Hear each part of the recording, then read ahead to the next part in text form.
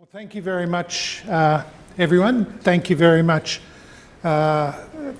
Richard, for the intro, Nick and for Julie for making the invitation for me to be here, and I'd like to acknowledge the Turrbal and Jagera people. What I'm talking about today is Making Things Right, which was a publication from the Council for Aboriginal Reconciliation about agreement making, and follows the conference theme of leveraging critical impact through collaboration. So it's going to be a pretty informal presentation. The key issues I want to discuss with you this afternoon about some of the lessons in the history of agreement making, particularly focused in on those early years. Then to discuss, have native title agreements really enabled collaboration, and have they led to leverage of collective critical impact? And then a discussion on how to maybe improve some of the outcomes that we've come to accept in the outcomes of native title agreements. So the year I'm focusing in on is 1992 and 93. They are pretty busy years. And if there's some critical dates, just to cast people's mind back, and some people may not remember this period or not feel it as scarring as some of us. But Paul Keating only became Prime Minister in December of 1991. So Hawke resigned. His last act, Hawke, as Prime Minister, was standing under the Barunga painting in the mural hall of Parliament House, with some advisors hastily covering over the exit sign above it, as Hawke burst into tears over the failure to deliver the treaty that was promised at Barunga. Then Keating became Prime Minister. My colleague working with Robert Tickner and I, Murray Chapman, the late Murray Chapman, he, lovely man, we miss him every day, he did a search pre-Google on the number of times that Paul Keating had mentioned Aboriginal. And we found one every year in the Treasury statements saying the one-line expenditure in the Aboriginal Affairs portfolio is. That was the only public statement that he made at the time. In February, the first meeting of the Council for Aboriginal Reconciliation with Patrick Dodson, the chair. Sitting beside him as his deputy was Sir Ronald Wilson, who was a High Court judge in Mabo No. 1, ruled against. In March came the government response to the Royal Commission into Aboriginal deaths in custody. There was a huge government response. Then in June, the Mabo decision. Neither the Prime Minister, the Department of Prime Minister and Cabinet, nor the Minister or the Council for Aboriginal Reconciliation were any way ready for the Mabo decision. It was totally news. It was out of left field. It was very surprising. In December, Keating made the famous Redfern speech, declaring that 1993 would be the International Year for the World's Indigenous People. The document over to the right that you can see is one of the Cabinet and confidence documents at the time, now released by Archives, that says, if you can't read it, and I'm sure you can't, in the main Cabinet considerations, the bottom sentence where the arrow is, options for responding to the High Court decision, especially in respect to the best means of giving practical effect to native title, while creating greater certainty for various interests, such as the resources sector.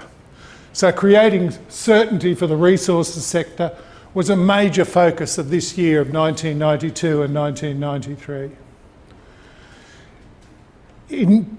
In January of that year, the Council for Aboriginal Reconciliation, which was a bipartisan body, multi-party representatives, had the Liberal Party and the Democrats at the time. Some people might remember the Democrats. Cheryl Kerno. Members of the resource industry, members of the pastoral industry, members of the private sector business industry, and Aboriginal representation in the majority from all parts of Australia. This booklet that was created by the Council, Making Things Right, Reconciliation After the High Court's Decision on Native Title, was produced in January 1993, 6 months after the Mabo decision, 12 months before the Native Title Act, more or less, and it was in the face of huge resource sector concern. Attention, this is a test of the fire evacuation system. Please disregard all bells and tones, as this is a test and a test only. Thank you. It's exactly the way the resource sector reacted. And just... the heart rate went up. There was fear and uncertainty was being promoted, being really cultivated by people with specific interests in predetermining the outcomes as much as possible. There was conflict, not collaboration, in terms of the themes of this workshop.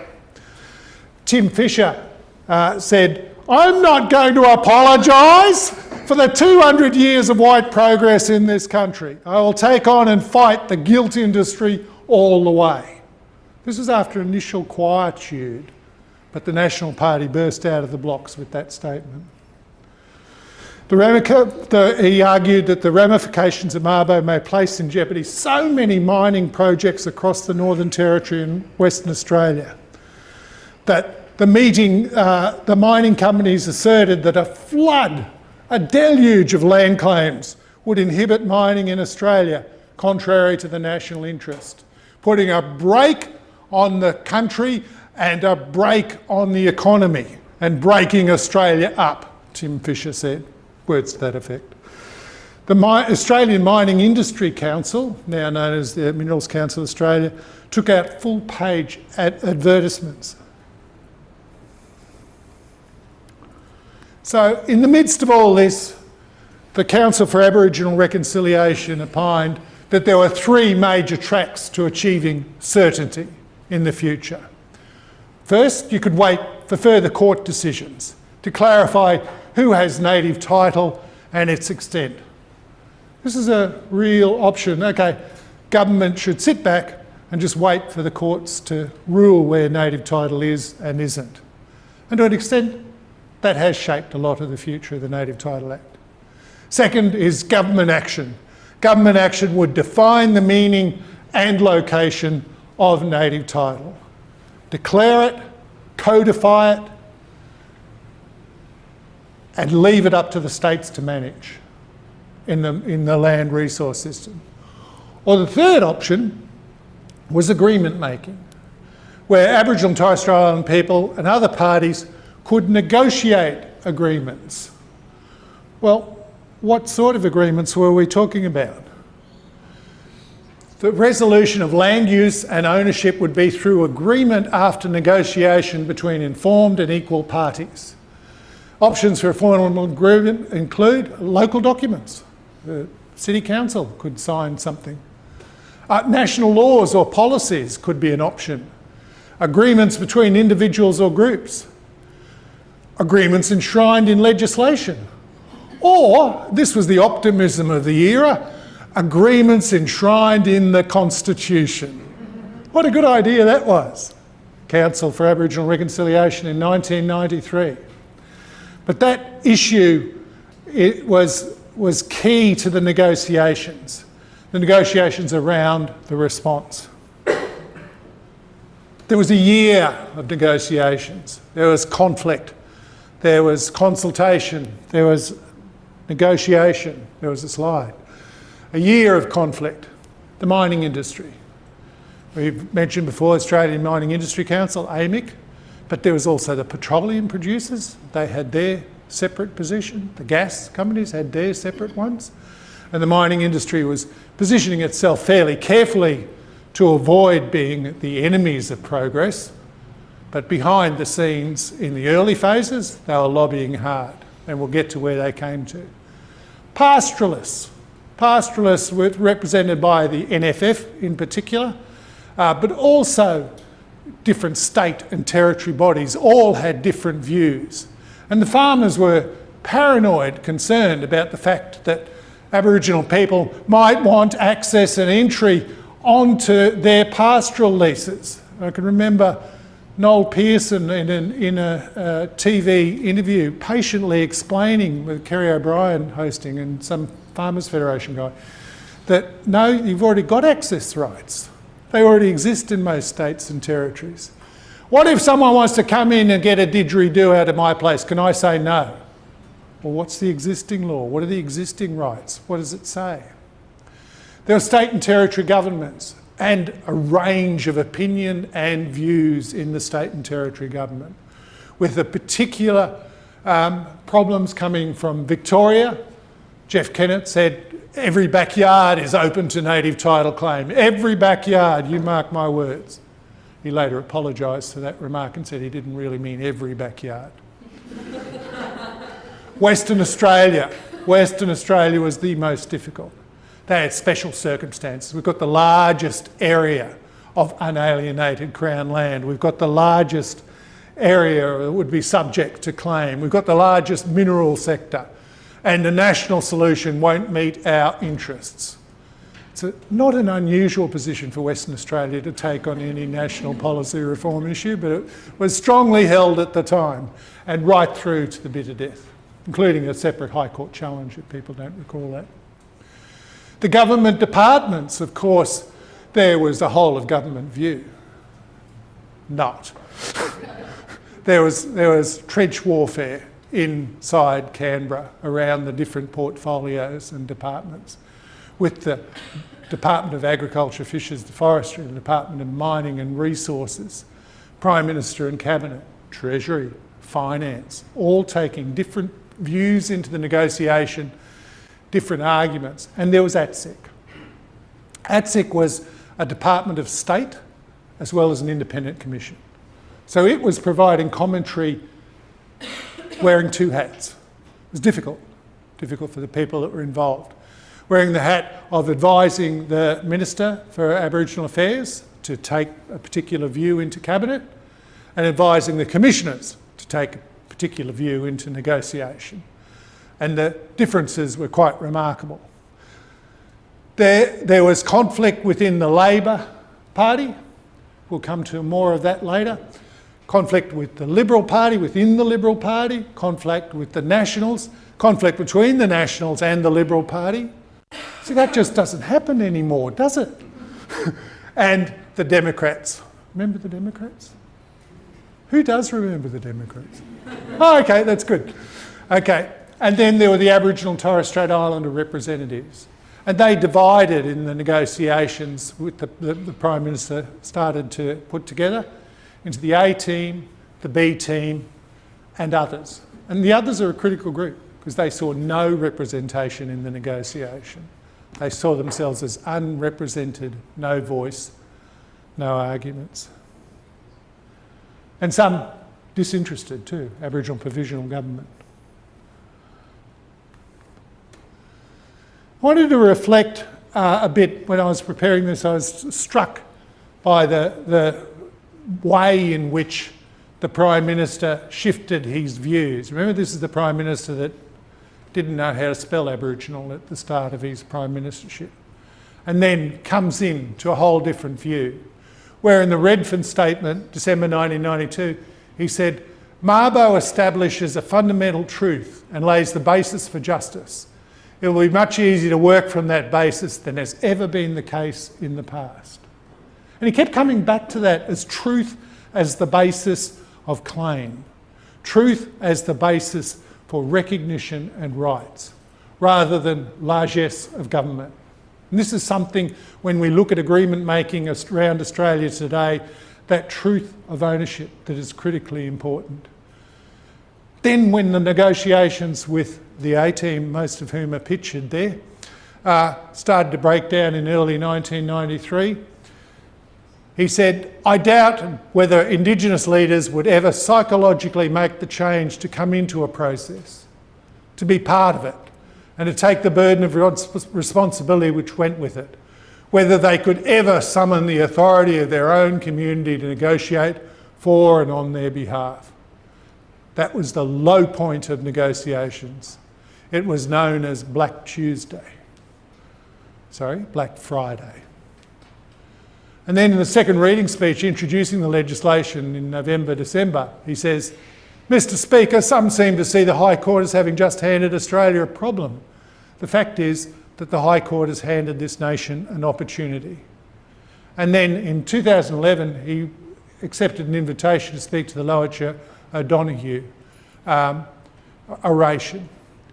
And she pointed out that Lowacher decided that after this breakup here, that for the first time in the 204-year history of the settled country, its Indigenous people sat in full concert with the government of it all. That's why I'm here tonight, to acknowledge that moment of leadership and to celebrate it. So the transition of leadership in the mind of Paul Keating is quite remarkable and shows a great sense of possibility. I mean, I look forward to another Prime Minister later having a similar transition, but now I'll leave that to it. It's clear that he started off from no knowledge, no empathy, no decision, but he took an intellectual interest in it. And he paid a huge political price in getting to an agreement with the Aboriginal negotiators, led by Lowacher O'Donoghue. He came to a position where he owned the outcome. It was the Prime Minister's outcome, it wasn't the Cabinet. His Cabinet, right up until the introduction of the legislation, or just before the introduction of the legislation, said, "Mate, don't go for it, just drop it. We can't get this through. Just leave it." He said, "You've got to be joking. Not going to let it go." This is the Prime Minister that when the native title decision came down from the High Court, that he was being briefed on the outcomes of it for the first time. And Sandy Holway, the Deputy Secretary of the department, was going up to brief him and said, "This is what it looks like, this is what it means." And Sandy had laryngitis, so he couldn't really brief him. So he brought along me to say, this is what we're going to, and Kevin will talk. And I gave him the summary outcomes that he could have read in the Australian or the Fin Review. And he says, "Geez, it's a fucking can of worms." That's where he started from. And he thought about it some more and says, "You know what? Really want to do something in this space." I mean, always had that feeling that when you're a kid and you're in someone else's backyard, you know, that strange sort of feeling. It's like that. We don't really belong here unless we do something properly about this. And he lived up to that. And the third thing I remember him saying was, "Anyway, if it doesn't work, we can wire the place on our way out." So personal leadership is essential to conflict resolution, consultation and negotiation. The Council also tried to do that, the Council for Aboriginal Reconciliation, with the mining sector, led by Robert Champion de Crepney from Poseidon Gold, and Gulleroy Yunupingu, Archie Barton, Wenton Rabunja and Jenny George, head of the ACTU. They set up a process of negotiation with mining industries to establish ways of getting dialogue and communication and codes of conduct for agreement making with Aboriginal interests, spearheaded by the land councils, and with mining interests spearheaded by the AMIC. So they wanted to establish a joint council on Aboriginal land and mining. I'm good at acronyms, okay? I came up with JCALM. Quite proud of that. JCALM never happened though. And it's interesting to think of why. A couple of reasons that came to mind after a while was one of the things that Robert Champion de Crepney was used to doing in mining business was being able to pick and choose who he was going to negotiate with from another side.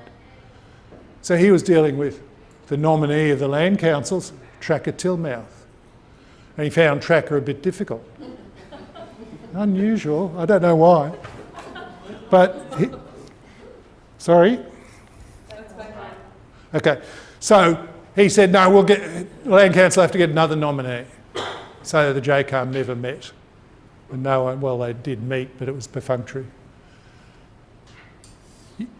There are a few lessons that I learned, personal lessons, I think, that from that period.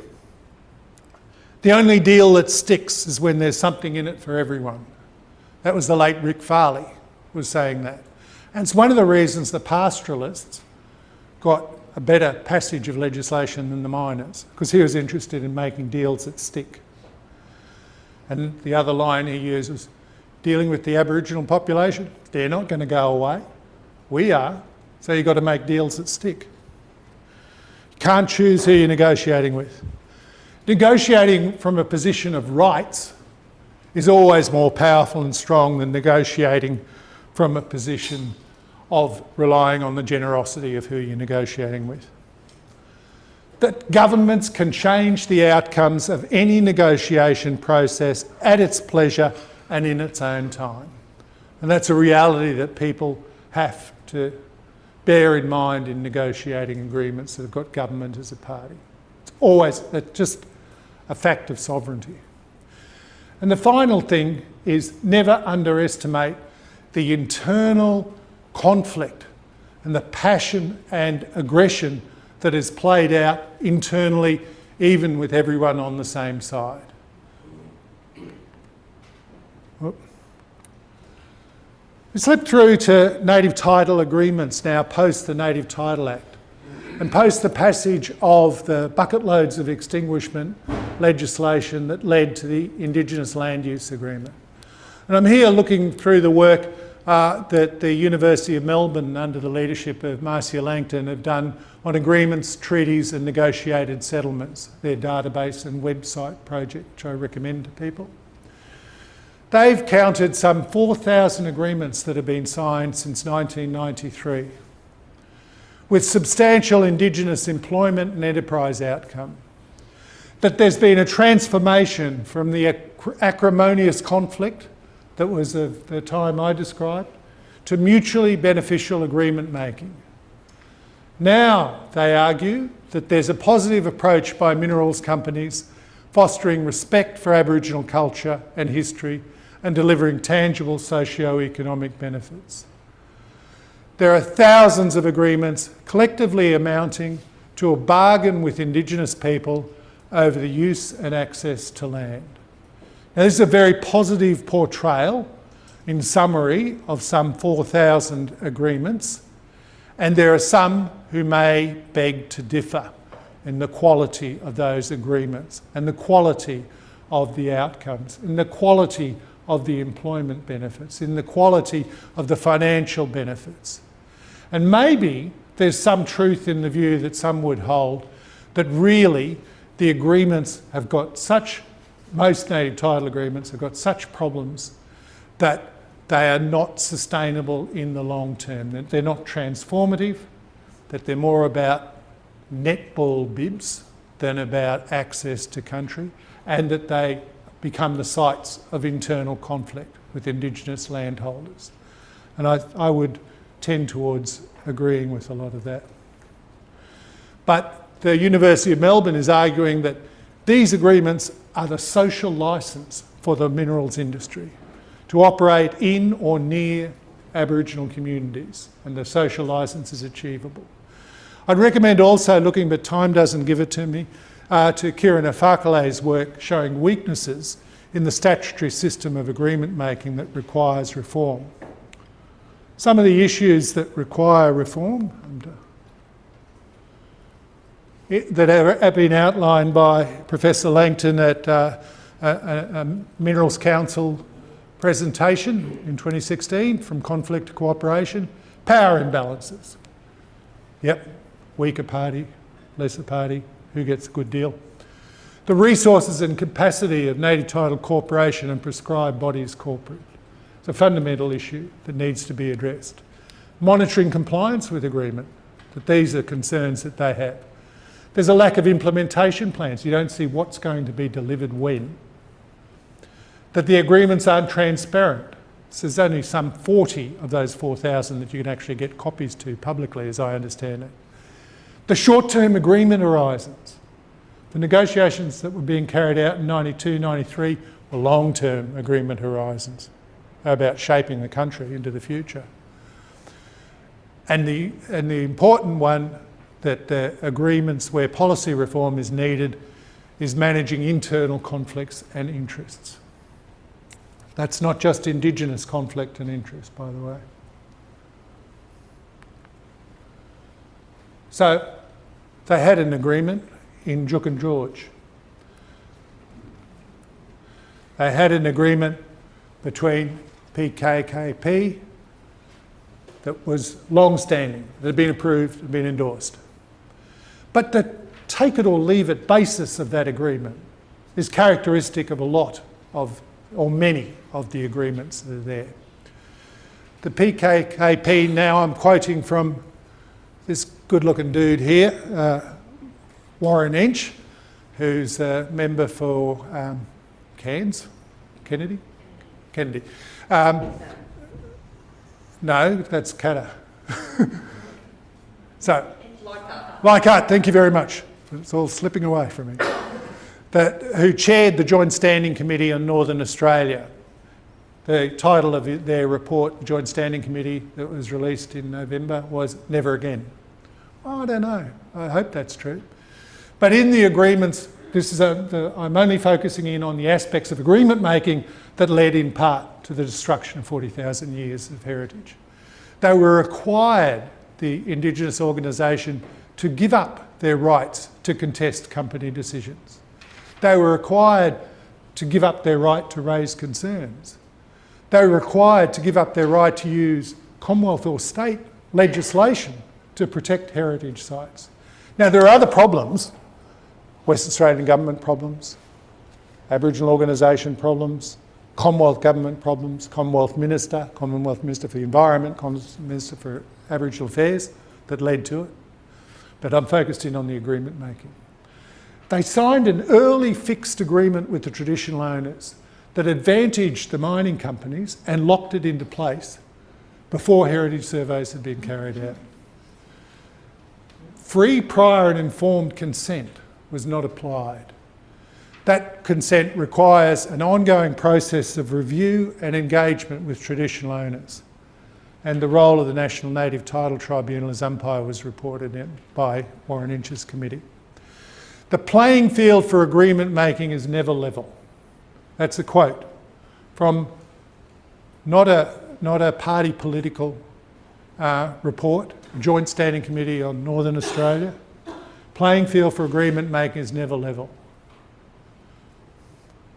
So how can we move as working particularly with rep bodies and prescribed bodies corporate to ensure that we can look ahead to better agreement making? For a start, I think the native title rep bodies need to be resourced and need to be empowered. There was a discussion at our earlier table about land management and the fact that people are under-resourced to be able to do basic land management or to include basic land management options for future use in agreements. Negotiations need to be facilitated. This is something that it's a bugbear of mine because it's not supported centrally. There was arguments at the Native Title Implementation Task Force to say, yes, it could have a federal court that decides on native title claims, but couldn't we also have a mediation capacity that's empowered to get through sticking points, to assist traditional owners in all the disparity of their conditions, to get through, to be not a last resort decision-making body, but to be a facilitating body that reached better outcomes. PBCs need support before they're negotiating. That's part of the resources. Outcomes to these agreements need to be monitored and publicly reported. They then could start to be driving parts of regional agreements, and then perhaps native title rep bodies could be part of the building blocks of the architecture of the regional elements of a national voice to the Parliament, not necessarily and only to the government. To get that, you need really cultural changes. You need cultural changes that are the sort of saying that we actually wish to empower Indigenous groups and native title bodies to be able to be full, equal partners at the table. You need policy changes in a range of portfolios and particularly the Prime Minister and Cabinet Department that are engaged in developing these resources. We need legislative change, I think, to the Native Title Act, to the EPBC, the Environment Protection Biodiversity Conservation Act, which is singularly badly placed to deal with issues of complexity like the heritage of Duke and George, and to the Aboriginal and Torres Strait Islander Heritage Protection Act as being more than an act of last resort, but a commitment by a nation to say Australian Aboriginal and Torres Strait Islander heritage, we think it's worth protecting. In looking for a summary point where it could all go, these changes, is in the United Nations Declaration on the Rights of Indigenous People. It's all there. We agreed it 2009, we just haven't implemented it in legislation in Australia. So I hope I haven't been too discursive, but I want to finish with some points that I bear in mind in relation to agreements.